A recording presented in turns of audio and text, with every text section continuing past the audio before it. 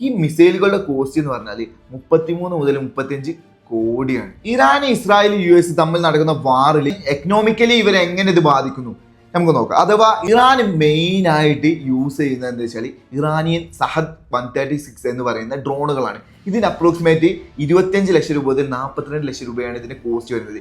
ഈ ഓരോ ഡ്രോണുകളാണ് ഇസ്രായേലിലേക്കും US ഓരോ എംബസികളിലേക്കും വരെ അയക്കുന്നത്.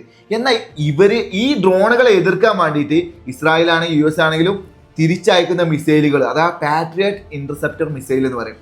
ഈ മിസൈലുകളാണ് ഓരോ ഡ്രോണിനും ഇവർ എതിർക്കാൻ വേണ്ടിയിട്ട് തിരിച്ചയക്കുന്നത്. ഈ മിസൈലുകളുടെ കോസ്റ്റ് എന്ന് പറഞ്ഞാൽ 33 മുതൽ 35 കോടിയാണ്. ചിന്തിക്കണം, അപ്രോക്സിമേറ്റ് 40 ലക്ഷം രൂപ ഉപയോഗിച്ചിട്ട് നേരെ എതിർ ടീമിന്റെ 35 കോടിയാണ് കളയുന്നത്. അഥവാ 100x ആണ് ഇവർക്ക് വരുന്ന കോസ്റ്റ്. ഓരോ ഡ്രോണുകളെയും തകർക്കാൻ വേണ്ടിയിട്ട് ഇവർ ഉപയോഗിക്കുന്ന പാട്രിയറ്റ് മിസൈലുകൾ നോക്കുമ്പോൾ ന്യൂസ് ചാനലുകളിലൊക്കെ കാണും ഇറാൻ അയച്ച എല്ലാ ഡ്രോണുകളും ഇന്റർസെപ്റ്റ് ചെയ്തിട്ടുണ്ട്, ഒരു ഡ്രോണും ഈ UAE പതിച്ചിട്ടില്ല, അല്ലെങ്കിൽ വേറെ എംബസികളിലെവിടെയും പതിച്ചിട്ടില്ല, ഒക്കെ ഇന്റർസെപ്റ്റ് ചെയ്തിട്ടുണ്ട് എന്ന് പറയുന്ന സമയത്ത് ശ്രദ്ധിക്കേണ്ടത് എക്കണോമിക്കലി ഇറാൻ എന്താ ചെയ്യുന്നത്? 25-30 ലക്ഷം റുപ്യ കൊടുത്തിട്ട് ഒരു ഡ്രോൺ അയക്കണേ, ഇവരെ 35-40 കോടിയാണ് കളയുന്നത്.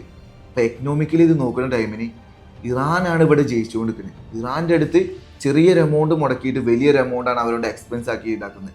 ഇതുപോലെ തന്നെ നമ്മളെ ബിസിനസ്സിൽ നമ്മൾ ശ്രദ്ധിക്കണം. നമ്മളെ കോമ്പറ്റീറ്റേഴ്സ് ആരെങ്കിലും നമ്മൾ ചെറിയൊരു എമൗണ്ട് ഇട്ടിട്ട് അവർ നമ്മളെ എതിർക്കാൻ നോക്കുമ്പോൾ നമ്മൾ വലിയ എമൗണ്ട് അതിന് അഗെയിൻസ്റ്റ് ആയിട്ട് കൊടുക്കരുത്. ചിന്തിക്കുക, നമുക്ക് ബെനിഫിറ്റ് ഇല്ലാത്ത കാര്യങ്ങളാണ്, അല്ലെങ്കിൽ നമുക്ക് ഫ്യൂച്ചർ ഇല്ലാത്ത എത്ര കാലം നമുക്ക് പിടിച്ചു നിൽക്കാൻ പറ്റും എന്നുള്ളതിനെ കുറിച്ച് നോക്കിയിട്ട് മാത്രം നമ്മൾ എതിർക്കുക.